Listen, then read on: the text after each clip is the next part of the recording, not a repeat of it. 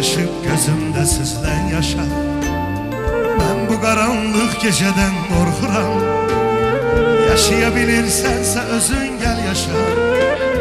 Ben yaşamak bacarmıram, dargıram. Yaşayabilirsen sen özün gel yaşa. Ben bu karanlık geceden korkuram.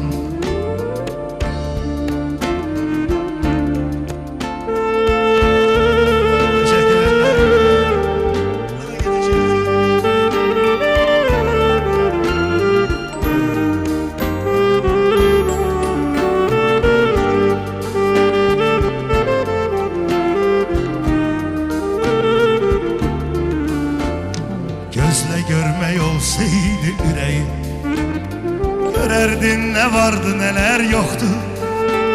Soldu benim gençliğimin çiçeği, daha hemen insandan eser yoktu. Soldu benim gençliğimin çiçeği, daha o cavanlıktan eser yoktu. Ey sen Allah'ın cezası ya kederi, ya Allah'ın imtihanısan sen.